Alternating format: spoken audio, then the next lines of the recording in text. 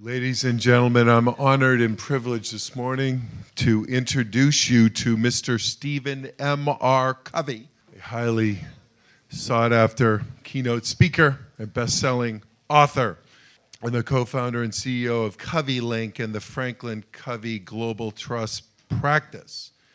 Son of Stephen Covey Sr., the renowned author of the towering bestseller, 7 Habits of Highly Effective People, Stephen M.R. Covey has taken things to a whole new level and is in his own right a highly acclaimed author, having written numerous outstanding books, including The Speed of Trust, Smart Trust, and Trust and Inspire. Mr. Covey has greatly expanded upon the great legacy left by his father. A Harvard MBA.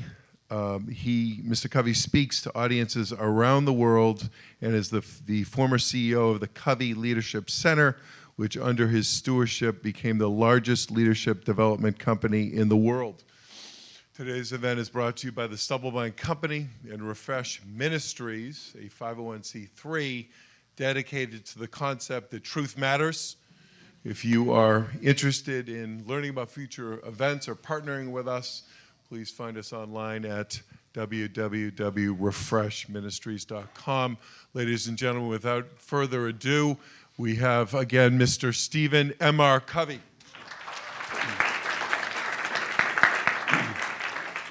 Let me begin. I'm gonna talk about the speed of trust. I'm gonna give you some tools to make this really practical to you that can be something in your life. But I want to give a paradigm first before I dive into this. That I just added this a couple minutes ago as I came in. I felt impressed to do this because of who's in this audience and how you look upon people.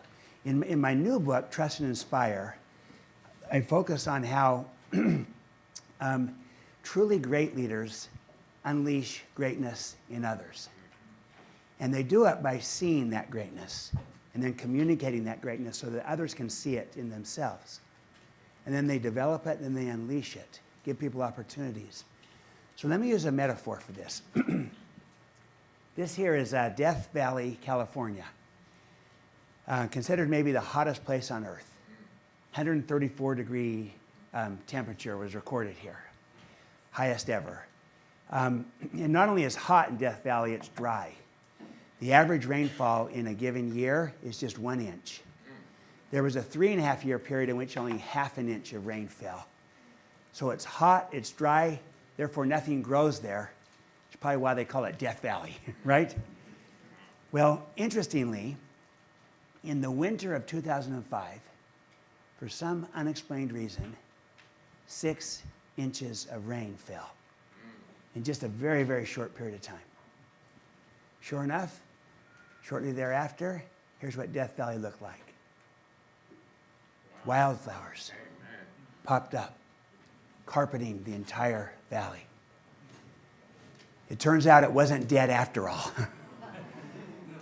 As the late, great Sir Kenneth Robinson said, maybe we shouldn't call it Death Valley, but instead, Dormant Valley.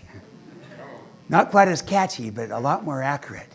You see, the seeds were there all along. They just needed the right conditions to flourish, to grow.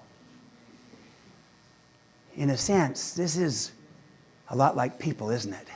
Yes. The potential for greatness, the seeds of greatness is there. It's in the people, in their very divine nature, right? The potential, the greatness is there. It just needs the right conditions to grow. Our job as leaders, and by the way, when I talk about leaders, leadership is a choice, not a position. So everyone is a leader. Our job as leaders is more like a gardener than a mechanic. We're trying to create the conditions for the seeds to grow, for the people to grow, to flourish. We're a gardener as leaders, creating conditions. But the life and the power is in the seed, and the life and the power is in the people. We're trying to create conditions to unleash that. Perhaps the best way of unleashing the potential, the greatness of people is through trust and through trusting people. So I want to talk about trust and how vital this is to our world, to our relationships, to our teams, to our organizations, to all of us. I believe trust is the very currency of our times, the new currency of our world today. Here's a statement from Francis Fukuyama, the Stanford Fellow.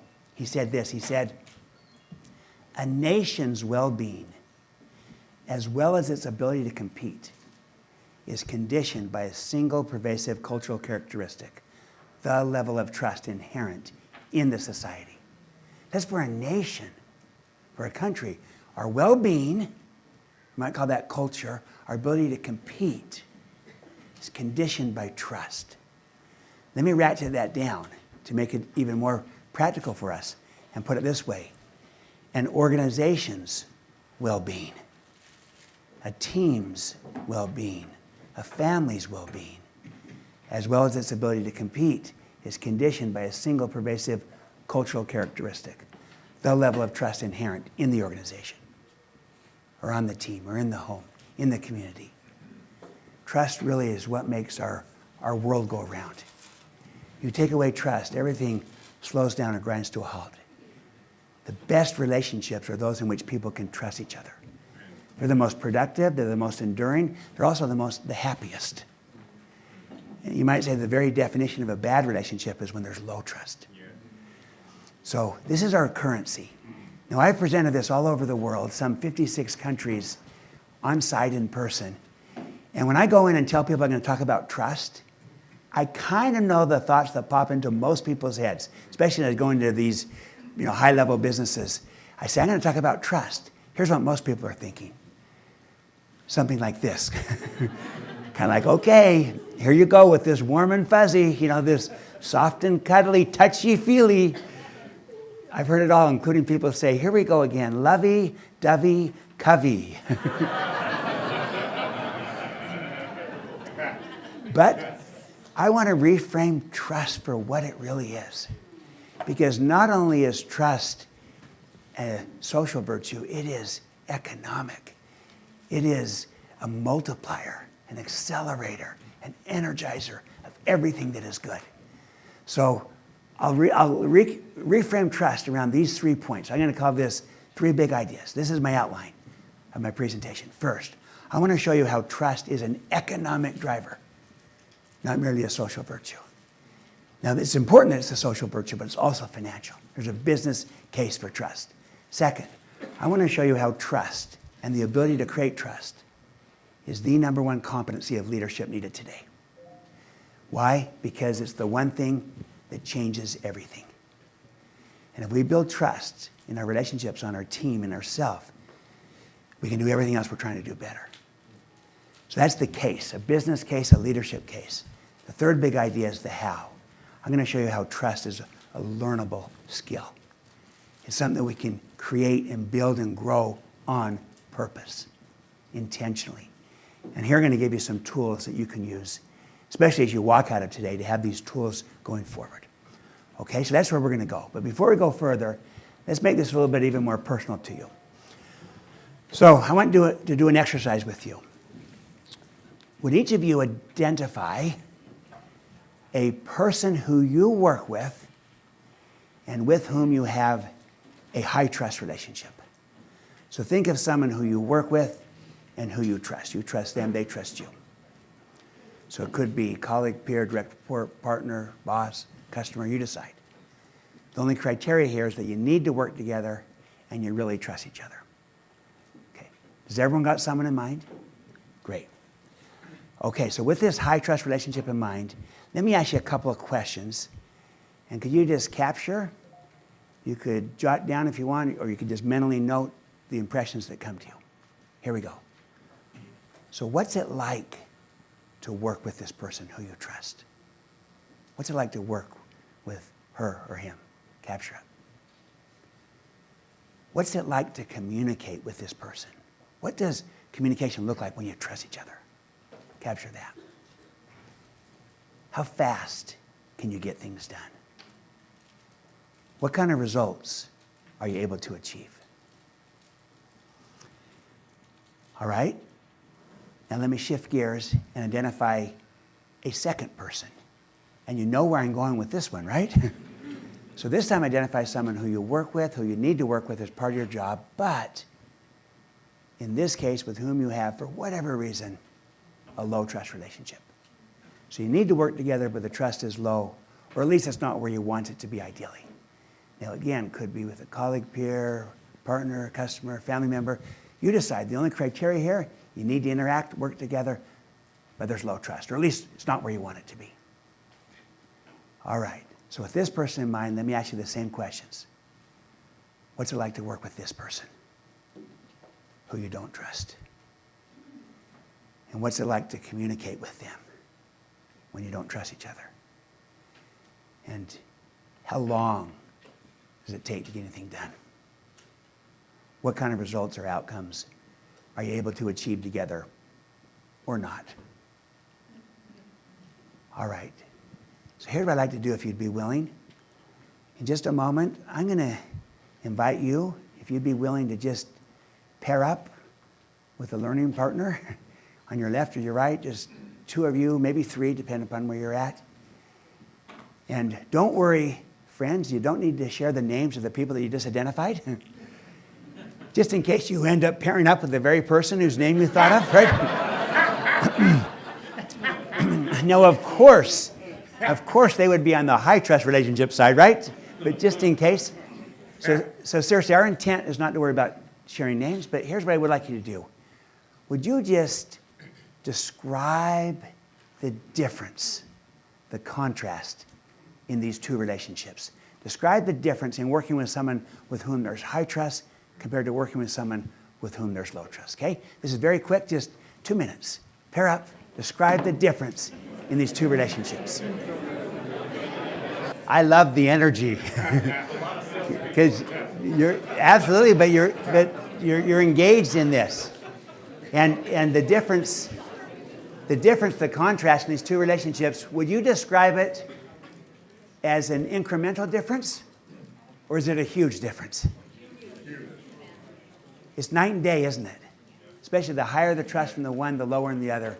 The contrast is palpable, tangible, in every dimension, and we all know it. See, I believe this, that everyone here already is an expert on trust. I think you understand it intuitively from your own relationships. What I'm going to try to do is organize it, frame it, language it, sequence it, make it practical, tangible, actionable. But I think you intuitively already know it. So I'm going to build upon what you know and make it something that you can intentionally become good at. So let me briefly define trust so we're all on the same page. Here's the most simple definition I can give. By trust, I simply mean confidence. Amen. Confidence. In many languages, it's the same word. The opposite of trust, distrust, is suspicion. Confidence versus suspicion. Now, where does that confidence come from? It comes from having both character and competence. Character and competence, both are vital. If you have one but lack the other, you will not sustain the trust. So this makes a person credible because they earn the trust. See, the idea here is that trust is earned. You earn it by demonstrating your character and your competence. It makes you credible. It makes you trustworthy. But you know what? While it is necessary to be trustworthy in order to have trust, it's still not completely sufficient. Let me share why. Consider this. You could have two trustworthy people working together, and yet no trust between them, even though they're both trustworthy, if neither person is willing to extend trust to the other. So there's a third part of the definition that is equally vital, and that is simply this, that you have to give trust to get trust. You have to extend it to receive it. So in this sense, trust is given. Trust is given. See, I get asked all the time, Stephen, is trust earned or is it given? And my response, yes. I mean, absolutely, we need to earn the trust. We demonstrate it. We do what we say we're going to do. We have character. We have confidence. We earn it. But we also need to give it, especially as leaders, as human beings. It is not enough to merely be trustworthy. We also need to be trusting, willing to give that trust, extend that trust. That's part of how we will unleash the greatness in people, by trusting them. And our jobs as leaders is to go first. Someone needs to go first. Leaders go first. Let me give you a little story on this one. So this is Gail McGovern, president of the American Red Cross. When she got in as the new president, she was brand new. She went around the country and held town hall meetings to get to know people. And in one of these meetings, someone had the courage to say, hey, Gail, you're new to the organization. We don't know you. How do we know if we can trust you? And listen to her response. She said, well, I can't answer that for you, but I'll try to show you that you can through who I am. But let me tell you that I trust each and every one of you. She didn't know them either. But her starting point was, we hire amazing people at the Red Cross. And so I start with trust until you give me reasons why I shouldn't. People there were asked, what did that do when the president said, I trust you, even though I don't know you? They, to a person, said, I wanted to live worthy of it. It brought out the best in me. I rose to the occasion. I wanted to prove it justified. And they reciprocated and gave the trust back. So if we want to have trust, yes, we need to be trustworthy. We also need to be trusting in a smart way. I'm not asking you to blindly trust anyone and everyone. It's good judgment. But I think our bigger gap in creating trust is less on the lack of trustworthiness. Sometimes it is. It's more that we're often not trusting enough. Again, be smart about it, but it's a better way to lead. Okay, so with that in place, let me just briefly hit those first two big ideas, then I'm going to get you into the tools. So the first big idea is trust is financial, not just social. Let me show you how trust always impacts two outcomes, speed and cost. Here's a formula. When the trust goes down in a relationship or on a team, in a company with customers, partners, in the marketplace, when trust goes down in a family, in a community, here's what you will always find. The speed will go down with it. Everything will take you longer to do, and the cost will go up. Everything will cost you more. Now, this is a tax. It's a wasted tax. It's an expensive tax. Our distrust is very expensive. You want examples of this? Think of the low trust relationship you identified a few minutes ago, the low trust one. My guess is it takes you longer, costs you more. Think of teams you've been a part of, maybe in the past where there was distrust on the team. Everything slows down. Or there's two teams that got to work together and collaborate, but they don't trust each other. Or we lose trust in a community or in an organization or in a marketplace. Takes longer, costs more. That's the tax, very real. Here's the good news. The converse is equally real.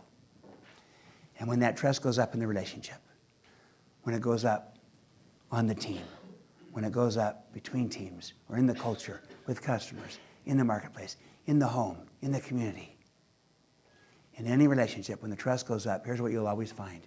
You can do everything faster. The speed goes up with it. The cost comes down. Now that is a dividend, a high trust dividend. My friends, is that simple, that powerful, that predictable. And you want examples of the dividend? They're also all around us.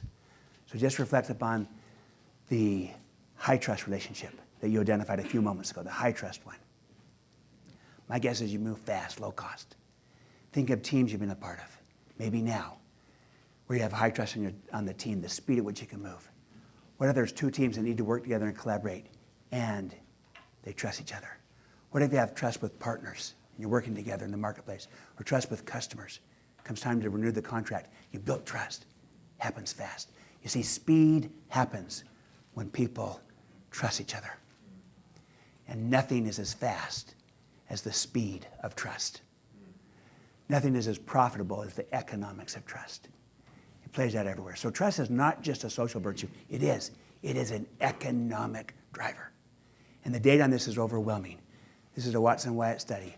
High trust organizations outperform low trust organizations by 286%, 3 times higher. So high trust is a performance multiplier of about 3x. Low trust is a destructive tax that will get us at every gate. So there's economics to trust. That's the business case. But I'll tell you what, as great as the business case is, the leadership case is even bigger. That's the idea that trust is the number one competency of leadership. Why? Because it impacts every other competency, makes us better. So what are those things we need to do as leaders? Here's some of them. We're going to lead change with agility. We're going to build high-performing teams. Without trust, you're not really a team. Without trust, you're just a group of individuals working on a project. It is trust that turns a group into a team. It's transformative. We want those teams to be inclusive, collaborative, innovative, engaged, even inspired. All these dimensions of leadership, they go up with trust in profound ways, and they go down, they're diminished, diluted tax with distrust in profound ways. So my point is this: everything else that we're trying to do will be multiplied by high trust, diminished, diluted tax by low trust. That's why it changes everything. That's why it's so high leveraged. I'll just highlight this last one: engaged and even inspired. High trust teams, high trust cultures engage people, and they even inspire people. Here's an example of that. I was with Colleen Wegman, CEO of Wegmans Food Markets. They operate here in Massachusetts. I think there's a number of stores. Great organization. They build trust with the customers. And the trust they have with their customers comes about because they first build trust with their own people. They're at or near the top of the 100 best companies to work for every year. And trust is the essence of that criteria. They build a high trust team, a high trust culture. And it inspires their people. This is the grocery store business, so it's not like it's some exotic thing. But they got a great high trust culture that inspires. Here's the average turnover rate, grocery store business, 48%. Here's what it looks like at high trust, highly inspired Wegmans. It's 3%. 1/16. People are drawn to cultures of trust. It brings out the best in all of us. Look, here's my summary of this leadership case. The business case was quantitative, speed and cost. The leadership case is qualitative. It's about energy and joy. And when trust goes down in relationships, teams, organizations, when trust goes down, the energy in all its forms will go down, as will the joy in all its forms. It's no fun, and it is exhausting to work in a low-trust team, low-trust culture. But here's the good news. The converse is equally true. And when that trust goes up in relationships, in teams, in cultures, in a community, in a family, the energy in all its forms goes up with it, as does the joy in all its forms, the happiness, the satisfaction, the fun. It is exhilarating and fun to be part of a high-trust team, high-trust culture. And the greatest energy and joy comes from relationships of trust. So this is the leadership case, which dwarfs the business case. The business case is important for businesses to see why they should work on trust, that it's not just social, that there's a 3 times multiplier. But the leadership case is what improves quality of life for all of us, for our people, for our teams, for our families, for our communities. We need trust in our community, in our society, to get greater energy and joy. That's the business leadership case. That's why this matters. This is why this is the new currency, especially in a low-trust world. We've got to counteract it. So how do we counteract it? Well, let me give you a methodology, a framework, a language, and a process. I've got some great tools. I'm going to make this point, that trust is learnable. It's a skill, it's a competency. So, friends, I brought you some tools. Let me just say this in advance of opening these up. My goal today is awareness, because there's a lot in this, and we can't do it all right now. What I'm going to try to do is give you an outline of a framework and a language and a process of how we can build trust on purpose, starting with ourselves. And I'm going to give you some cards as tools. The real value will be after the session today. I normally won't do this unless we have at least half a day. But in talking with David and Chloe and preparing for today, we thought, why not just give you the tools? So I won't do a great job in covering it all today. I'll just introduce it. But I think you'll find it self-evident. And you can use these tools going forward. I think you'll find having the tools will be really valuable. So could everyone take you should have a deck of these trust cards. You could open this up.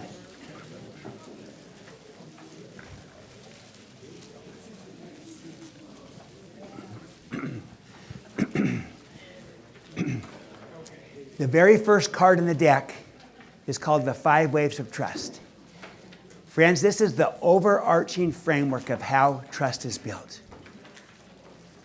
High trust teams, high trust cultures, high trust communities are created from the inside out. And the best way to illustrate inside out is with this ripple effect metaphor. The drop of water comes down, the ripples, the waves, they start at the inside and they ripple out. So where does all this begin? With ourselves, self-trust. It then ripples out into our relationships, building that trust one-on-one. It then ripples out into our teams, our groups, our organizations, organizational trust. See, all of this is inside the organization. We then ripple out into the marketplace, to market trust. This is with trust with customers and partners and suppliers and distributors and so forth, clients. We then ripple out from there into communities and all society. 5 waves of trust. So if I want to diagnose something, I start at the outside and move in. But if I want to change, develop, transform trust, I start at the inside and move out.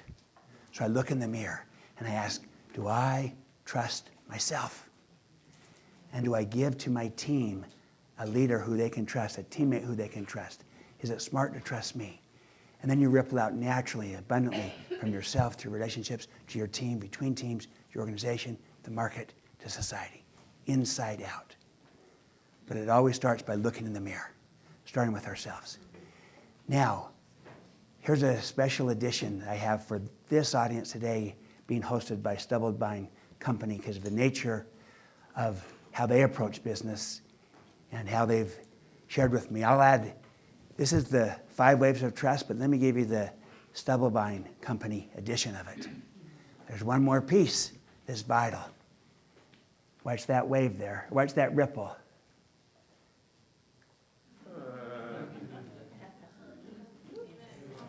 Amen. Amen. So, I know that's right.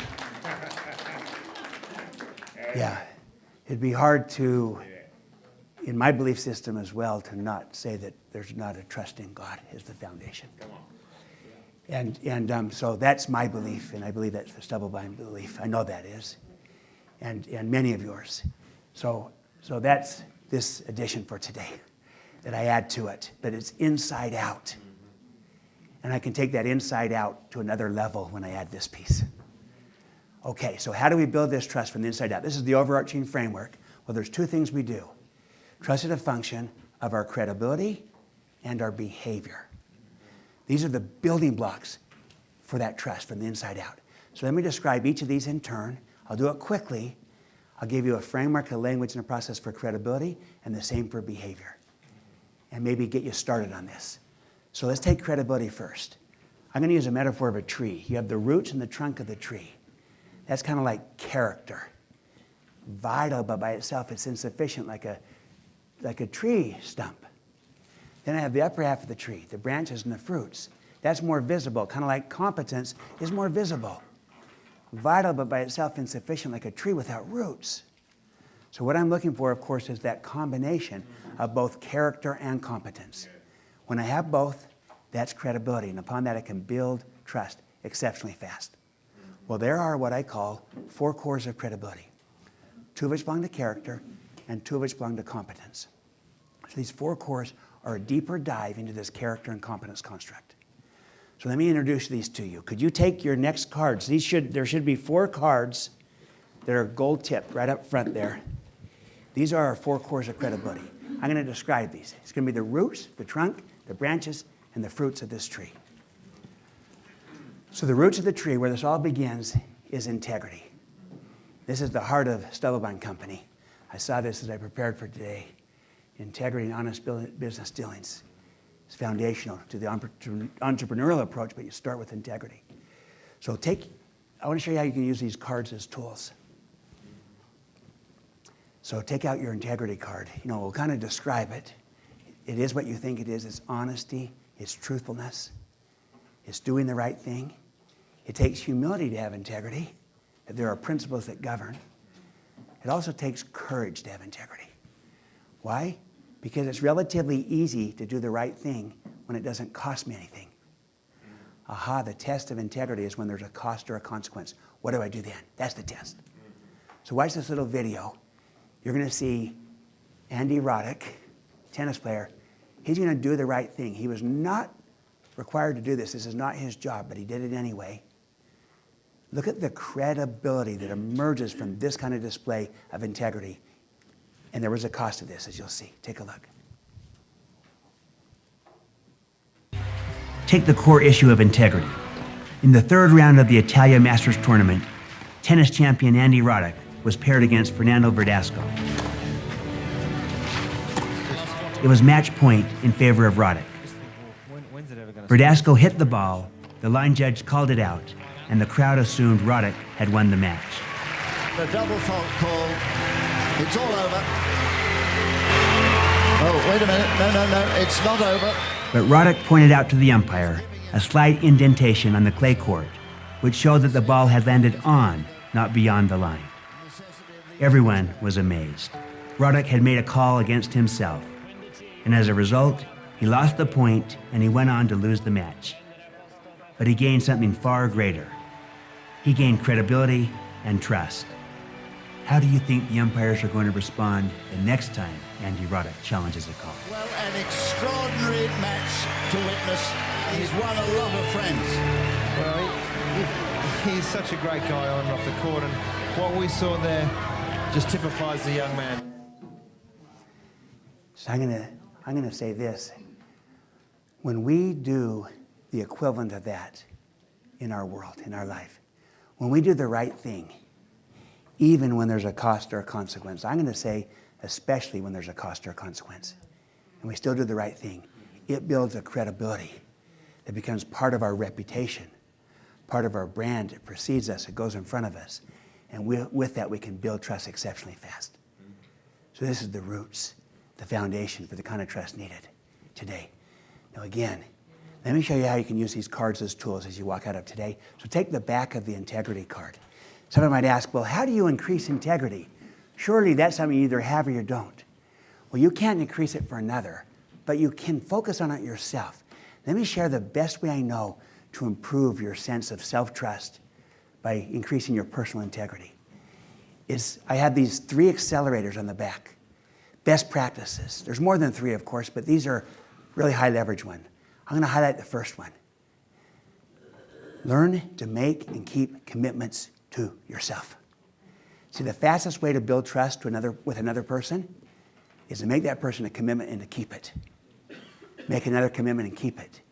Make, keep, repeat. Make, keep, repeat.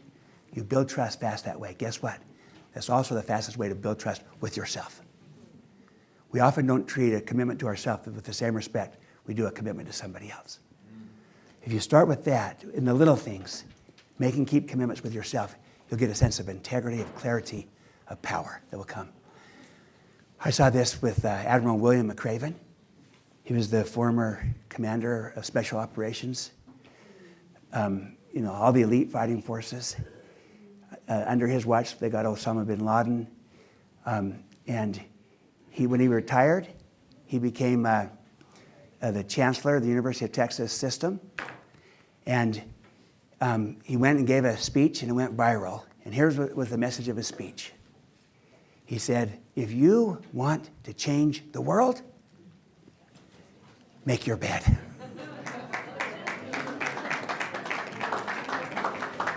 And the point was, start with a small commitment that you can make, and then keep it.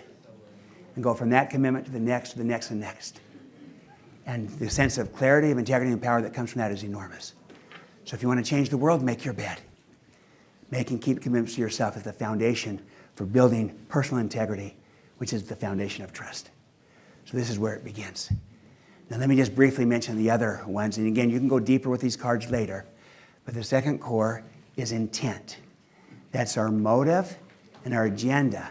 The motive that best builds credibility and trust is genuine caring. And the agenda is when we seek mutual benefit. That's called win-win. Yes, I want to win, but I want your win too as much as I do my own. When people sense that, they tend to trust you. If they think you're self-serving, they withhold the trust.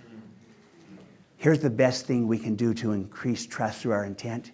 Focus on caring. Demonstrate caring, even love for people. Here's why, because they feel it. And they remember what they feel. Here's what Maya Angelou said. I have learned that people will forget what you said, people will forget what you did, but people will never forget how you made them feel. And people feel caring and they feel love.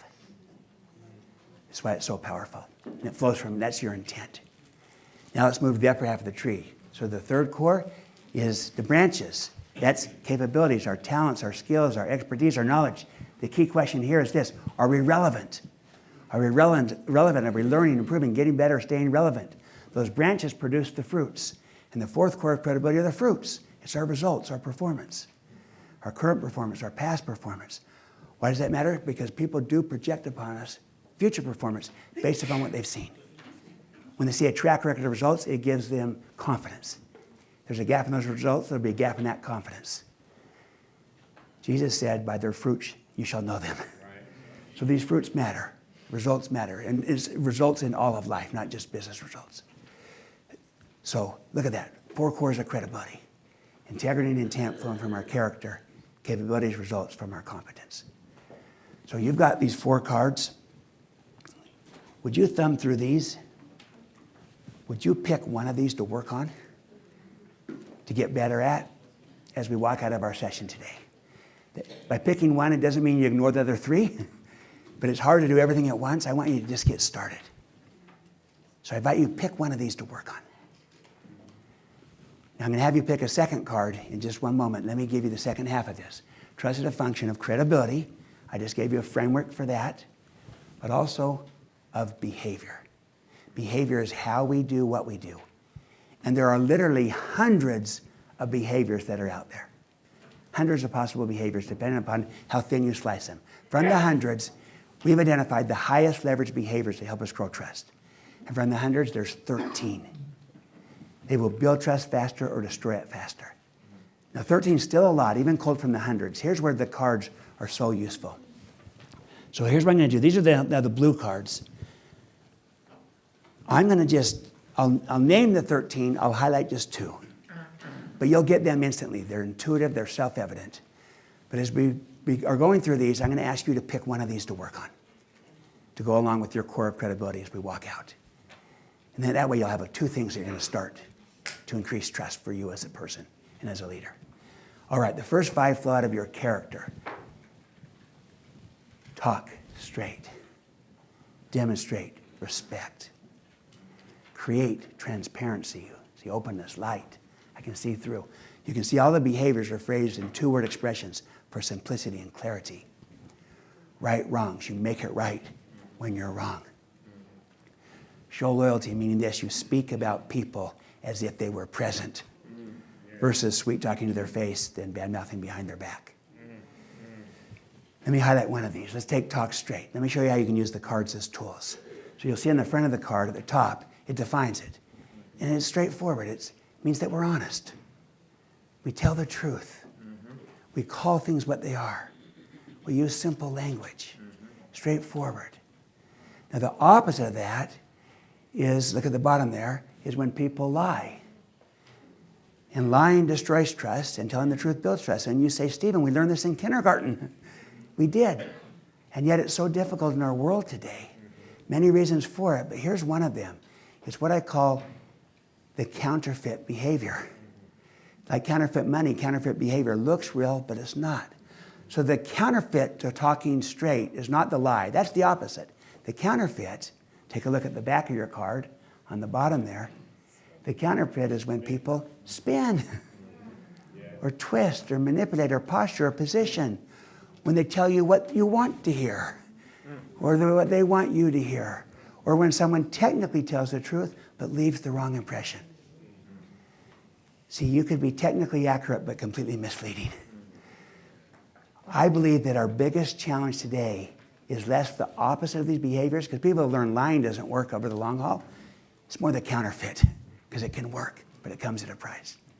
By the way, right above the counterfeit, you'll see kind of what to say. It gives you ideas, possible paths forward to getting more skilled at each of these behaviors.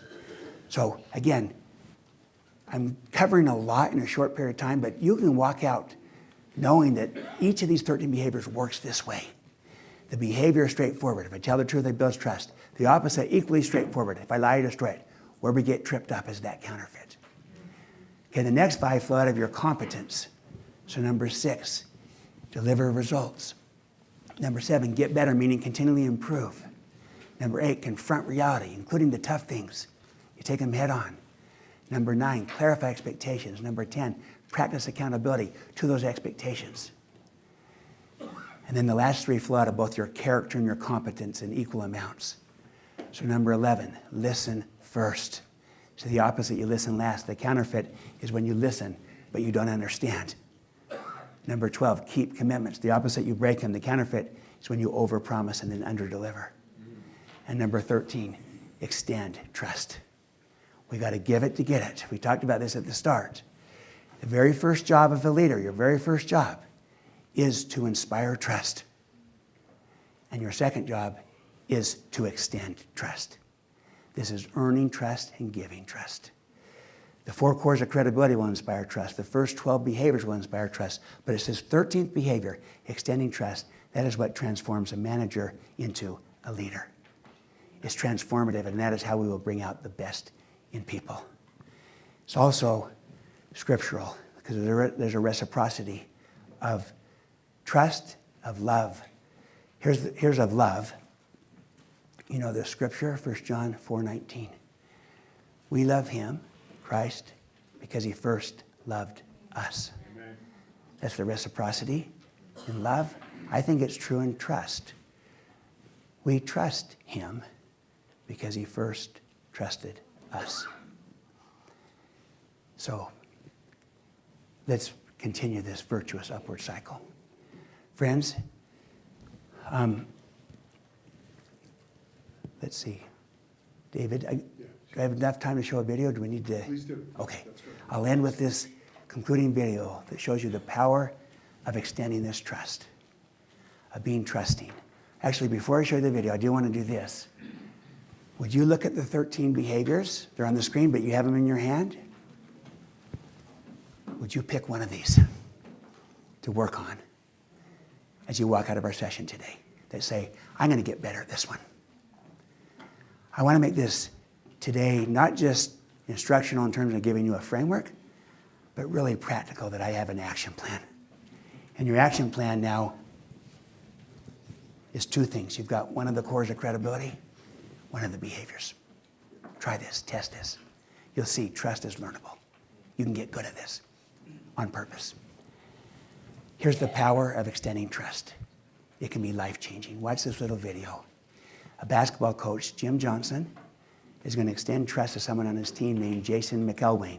He's a child with autism, special needs student. He's actually not technically on the team. He's a team manager. He tried out, didn't make it. The coach put him on the team manager. But the coach decides he's going to trust him, give him a chance, actually put him in a game. Watch what happens. Now look, this has a wonderful ending. It doesn't always work out this way. I know that, you know that. But sometimes it does. Sometimes we have to be willing to take a risk to create an extraordinary outcome, a great possibility. So watch Coach Johnson extend trust to Jason McElwain, and look at the power of trusting and of being trusted. It can be life-changing. Most basketball teams aren't known for their team managers, but most teams don't have Jason McElwain. Jason was a special ed student at Greece Athena High. His nickname is J-Mac. When I got into high school, my goal was to make the team, and I wasn't good enough. Born with autism, for 3 years, Jason's job was to assist the coach and do whatever the team needed. He made sure everyone had water and towed off players' sweat during the game. And of course, he always cheered loudly for the team he cared so much about. Jason tried out 3 years in a row, but never made the team. Because of Jason's devotion, the coach decided to let him suit up for the final game of the season. Not to play necessarily, but just to see what it was like to wear a jersey. What added to it was the fact that if we won that game, we could tie for the league championship. But I couldn't promise he could get in the game, although I really wanted to play him. With 4:19 to go, Coach Johnson pointed to number 52. After all those years of wishing and watching, Jason was in the game. His first opportunity was a 20-footer from the right baseline. His second chance comes when he gets the ball at the top of the key and misses. I thought, please, can he just make a shot? But the third time's the charm.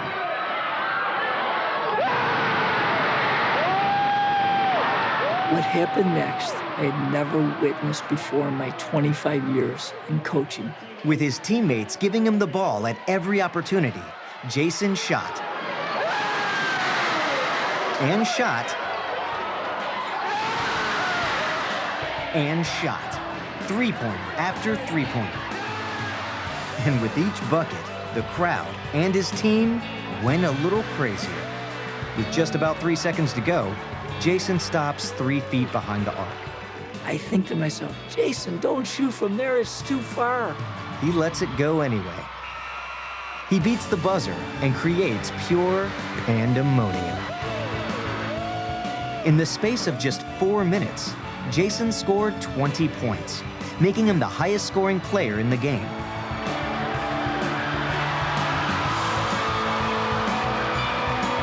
Because he is autistic, Jason had always felt different, but never this different.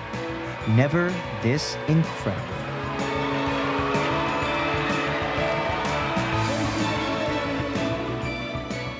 Since that time, Jason has continued to work with Jim Johnson, but he has a new nickname, Coach J-Mac. Being given a chance is unbelievable. Being given a chance changed my life.